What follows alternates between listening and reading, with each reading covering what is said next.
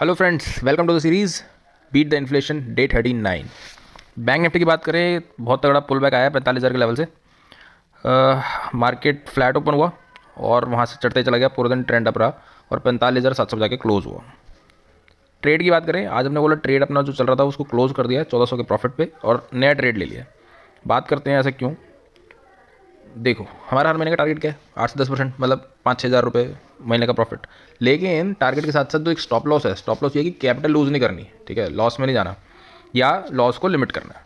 तो अब क्या था, ये देखो, इस वाली ट्रेड में बहुत सारी एडजस्टमेंट्स हो गई थी, तो ये वाली ट्रेड मैंने आज क्लोज कर दी, क्योंकि इसको समझाना और समझना दोनों ही बहुत मुश्किल होता जा रहा था, ठीक है। तो इसमें बेसिकली किया क्या, जो पुट साइड में हमने एक नई लेग स्टार्ट की थी, 43,000 पी जो सेल किया था, ठीक है, और उसके हैज में 42,300 बाय किया था, दोनों को एग्जिट कर दिया। अल्टीमेटली सबको एग्जिट करते चले गए। स्टॉप लॉस लगा दिया था सुबह ही कि अगर एक बड़ा मूव आ गया तो गामा की वजह से लॉस नहीं होना चाहिए, इसलिए जो स्टॉप लॉस लगाया कॉल साइड में वो ट्रिगर हुआ। मैं आपको दिखाता हूँ, एक सेकेंड। पी एंड एल हमने कॉल साइड में 47,000 की कॉल को सेल कर रखा था, 47,000 की कॉल, सॉरी 46,000 की कॉल को सेल कर रखा था, ठीक है, जिसमें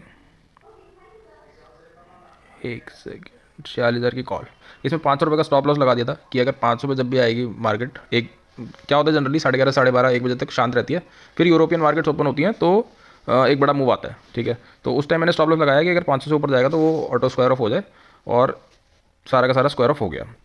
तो एट एंड 1432 रुपये का प्रॉफिट है हमारे सेकंड ट्रेड में। और मैंने थर्ड ट्रेड जो लिया है मैं दिखा देता हूँ।